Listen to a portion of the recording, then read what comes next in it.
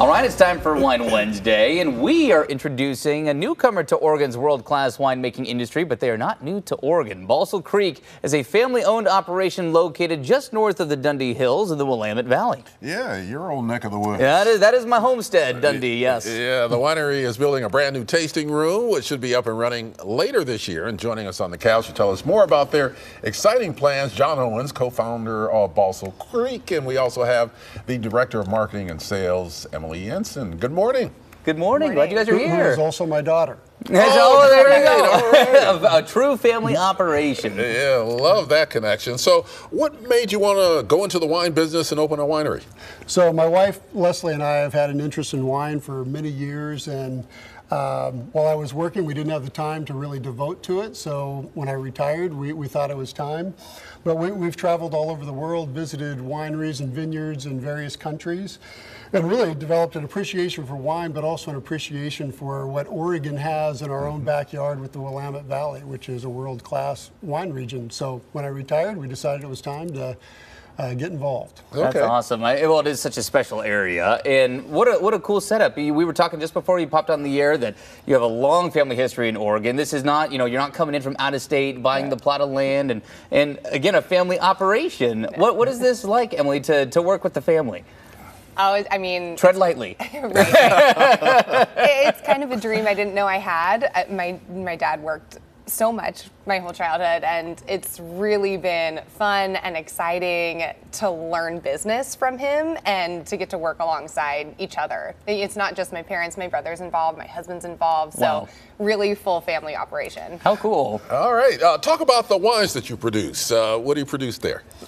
So the two primary wines are Pinot Noir and Chardonnay, and we're very bullish on Chardonnay. We think, Pinot Noir put Oregon on the map, but Chardonnay, I think, is the next big wave for Oregon. But maybe you want to talk a little bit about the whole breadth of the offering. Yeah, one of the most special things about the property is the variety that we offer on the land. Everything's 100% estate grown. We grow 6 different varietals from which we make 8 different wines. We're going to pour for you today the Aligote. It's one of our 3 white wines, and then we have another 3 red grapes. The Aligote, I'll pour it. It's really crisp, easy, drinkable. Everyone we've poured this for, it's a total home run. A couple other fun things we're going to have to offer are... Why, thank you so much. Yeah. Look at that. So what were you saying? We'll have a rosé that we make from a Gamay Noir instead of your kind of standard Willamette Valley Pinot Noir. And then what I'm most excited about, and have been since we started working with the property, is a sparkling wine that we're going to do with a traditional champagne recipe. We grow all of those 3 grapes on the property, so we're really excited to finally be able to start drinking that later this year. Oh, how exciting. Sparkling wines have really made a comeback in this region over the last, say, year or so, right? Yeah, without a doubt.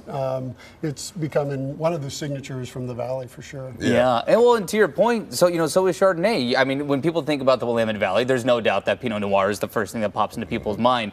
But wines like this are really kind of taking this place to the next level, I feel like. That's right. Yeah. And in Oregon, we tend to produce more of a Burgundian style Chardonnay, and we think the Aligote is a great entry wine into a Burgundy white, but the Chardonnay is the flagship. What does Aligote mean?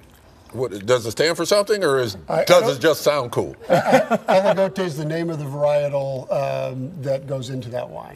Okay. We talked about the tasting room. So when does that open, and what can visitors expect when it does? So the tasting room's been a passion project now for a few years. Can't believe it's finally time to start opening our doors. They'll open to the public Friday, April 19th. Reservations will be available on our website starting mid-March.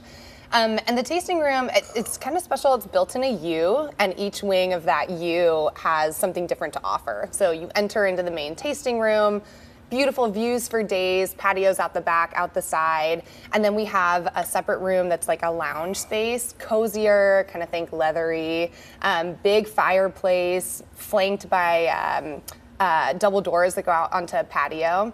And then the third wing is a really unique offering. We have a full commercial kitchen, which is great for our own event hosting, obviously, but then we also, it was built to be partially behind a wall, partially into a formal dining room, 14-person table, and we're really excited to be able to offer to local and regional chefs to come in for kind of pop-up, intimate performance dinners. That's awesome. Well, how about raising a glass to that? It's great to have you as a part of the local scene. Congratulations with the tasting room opening. Thank you. That's a big accomplishment, especially out there. It's a stunning place to do it at. So, John and Emily, appreciate your time. Thank you very much. Thank you. And to learn more about the wines they produce and to stay up to date on their tasting room, head to their website, ballsallcreek.com. I'm going to just say it. It's January 31st, so dry January is just about over. So this may be making its way somewhere here soon.